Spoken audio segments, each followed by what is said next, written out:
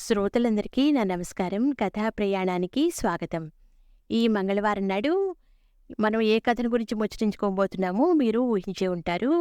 మీరు ఊహించింది నిజమే. మనం శ్రీమతి పొత్తూరు విజయలక్ష్మి గారి హాస్య కథల గురించి మాట్లాడుకుంటుంటాం కాబట్టి, ఆవిడదే దొంగ అట్లు అనే మరో సరదా ప్రహసనంతో మీ ముందుకొచ్చాను. వివరాల్లోకి వెళ్ళిపోదాం. ఏమిటి, విన్నది నిజమేనా? ఒకరోజు పొద్దున్నే నిలదీసింది అమ్మమ్మ. ఏం విన్నావో చెప్తే నిజమో కాదో నేను చెప్తా అన్నారు తాతయ్య. మన నరసమ్మ చేత అట్ల దుకాణం పెట్టించారట గదా. అవును, నిజమే. అవ్వా, అనాచారం కదూ. ఇక ఈ బస్తీ పోకడలన్నీ అలవాటైతే ఇంకేమైనా ఉందా? అసలే నిప్పు కడిగి నీళ్లు తాగేవాళ్ళున్న ఊళ్ళో అట్లు ఆవడలు అమ్మిస్తే ఉన్న పద్ధతి కాస్త గంగలో కలిసిపోతూ లబలబలాడింది అమ్మమ్మ. ఏం చేయమంటావు, దాని గతి అధోగతి అయిపోయింది. కట్టుకున్నవాడు కాలం చెల్లిపోయినా అత్తామామలు భద్రంగా ఉన్నారు. నలుగురు పిల్లలు, మరిది. ఈ సంసారం ఎదురో నా వల్ల కాదు మావయ్య. ఏ బాపట్లో రేపల్లో పోయి పూటకూళ్ళ ఇళ్ళు నడుపుకుంటాను అని ఏడ్చింది. జాలేసి ఈ ఉపాయం చెప్పాం. అమ్మమ్మ మెత్తబడింది. సర్లేండి, ఏం చేస్తాం, ఇంతకీ అట్టు ఎంతేంటి అని అడిగింది. అర్ధనా చెప్పారు తాతయ్య. అమ్మో, అట్టుముక్క అర్ధనానా? ఇంకేమైనా ఉంది? ఓ ప్రక్క సామ్రాజ్యం అర్ధనాకి 2 ఇడ్లీలు, కాణీకి 3 పుణుకులు ఇస్తుంటే ఇక్కడ ఇంత ధర నిర్ణయిస్తే ఎట్లా? ఎవరుకుంటారు?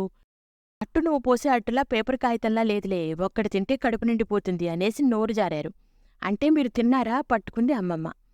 తినడమంటే నాకోసం కాదు, నేను ముక్క తిని బావుందని మెచ్చుకుంటే దాని వ్యాపారం బాగా సాగుతుందని అన్నారు సమర్థించుకుంటూ. సణుక్కుని ఊరుకుంది అమ్మమ్మ. ఏదో ప్రచారం కోసం అట్టుముక్క తిన్నారేమోలే అని ఊరుకున్న అమ్మమ్మకు అలవాటు ప్రకారం 12 దాటేసరికల్లా అన్నమో రామచంద్ర అని గొడవ చేసే తాతయ్య రెండైనా నూరెత్తకపోవడంతో అనుమానం వచ్చింది. ఏమిటి విశేషాలు? రోజూ ఏదో నెపం మీద అటుపోయి అట్టుముక్కలు తినొస్తున్నారా అని నిలదీసి అడిగేసింది. ముందు నసికినా చివరికి ఒప్పుకున్నారు. శ్రీరామచంద్ర, మీ తండ్రిగారి సమయంలో ఉన్న శ్రీచక్రార్చన ఎలాగూ గాలి కుదిలేశారు. ఇక ఇప్పుడు ఫలహారాలు చేసి సంధ్యావందనం చేస్తారా?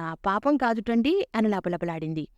ఏం పాపం కాదుట, ఆరోగ్యరీత్యా పనిచేస్తుందిట, హోమియో డాక్టర్ చెప్పాడు. మన శాస్త్రులుగారేమో ఫలహారం చేసినా పర్వాలేదు, పసుపు నీళ్లు నెత్తిన జల్లుకుని పుండరీకాక్ష అనుకుంటే దోషం పోతుంది అన్నారు. చెప్పారు తాతయ్య. బాగానే ఉంది సంబడం. అందరూ ఏకమైపోయారన్నమాట. ఇక నేనెంత నెత్తి నోరు బాదుకున్నా ఏం ప్రయోజనం అని వాపోయింది. అమ్మ రాగానే ఇదంతా చెప్పుకుని బాధపడింది. అంతా విని అమ్మయ్య, ఇంతకాలానికి మా నాన్న కష్టాలు గట్టెక్కాయి. ఇక నువ్వు దీపాలు పెట్టాక పొద్దుటి భోజనం పెట్టినా పర్వాలేదు అంది అమ్మ నవ్వుతూ. అందరూ కలిసి నా మీద పడి ఆడవడం తప్ప అవతల ఆచారం గంగలో కలిసిపోతుందని ఇసుమంతైనా బాధలేదే ఎవరికీ అని విసుక్కుంది. ఆ ఆచారాలు సింగినాదాలు నువ్వు పాటిస్తున్నావుగా, చాల్లే, మమ్మల్ని మా కర్మానికి వదిలేయంది అమ్మ. అంటే నువ్వు కూడా వెళ్ళి అట్టుముక్కలు తినొస్తావా? ఆక్రోశించింది అమ్మమ్మ. అన్నయ్యని పంపించి 4 అట్లు తెప్పించింది అమ్మ. అరటాకులో చుట్టి ఇచ్చారు. దొడ్లో అరుగు మీద కూర్చుని తినడం ప్రారంభించింది. అమ్మమ్మ మాత్రం అంత దూరానే నిలబడింది చూస్తూ. నా మాట విని నువ్వు ముక్క తిను అందే అమ్మ ఆప్యాయంగా. చాలే తల్లి, ఏనాడో చేసిన పాపాలకి ఇప్పుడు అనుభవిస్తున్నది చాలు. ఇంకా ఇంకా పాపం ఓటకట్టుకోలేను, అటువైపుకి కూడా రాను అంది విసురుగా. అన్నదే కాని ఆ చుట్టుపక్కలే తచ్చాడుతూ ఉంది. బాగానే ఉన్నాయి అట్లు, 2 వైపులా ఎర్రెర్రగా కాల్చినట్లుంది. ఏం పచ్చరు ఏంటో గుమగుమలాడిపోతోంది. ఆచారాలు గాలి కొదిలేస్తే అంతా ఆనందమే, కానియండి తినండి అంటూనే ఉంది. అమ్మ ఉన్న 4 రోజులు రోజూ అట్లు తెప్పించుకుని తిన్నాం. వెళ్తూ తాతయ్య చేతిలో ఖర్చులుకుంటాయి ఉంచండి అంటూ 10 రూపాయలు పెట్టింది. హారి భగవంతుడా, చివరికి ఆడపిల్ల దగ్గర డబ్బు తీసుకుంటున్నారా అట్టుముక్కలకి అందే అమ్మమ్మ. నాకు కూతురైనా కొడుకైనా అదే కదా, దోషం లేదు అన్నారు తాతయ్య. వారం రోజులు గడిచాయి. ఒకరోజు అమ్మమ్మ నన్ను పిలిచింది. అమ్మడు, నాకు ఒంట్లో బావుంటం లేదే, మెడ నరాలు లాగేస్తున్నాయి. చేతులు కాళ్ళు ఒకటే పీకులు, చెవుల్లో ఒకటే హోరు. ఈ మధ్య మీ తాతయ్య పూల రంగంలా ఉన్నారు, చూస్తూనే ఉన్నావు కదా. పోనీ ఓ అట్టుముక్క తింటే నా రోగాలన్నీ కూడా తగ్గిపోతాయేమో చూద్దామంటావా అంది మెల్లగా. ఓ దానికేం భాగ్యం, రేపే తిని చూడు, అందులో నీకని చెప్తే మరీ బాగా చేసేస్తుంది నరసమ్మత్తయ్య అన్నానో లేదో నెత్తిన మొట్టింది. అదిగో అదే మరి, నేను తిన్నానంటే అందరూ ఆక్షేపిస్తారు. నీకోసమే అని చెప్పి తీసుకురా. మీ అమ్మమ్మ కోసం అన్నావంటే నన్ను చంపుకు తిన్నంత బొట్టు.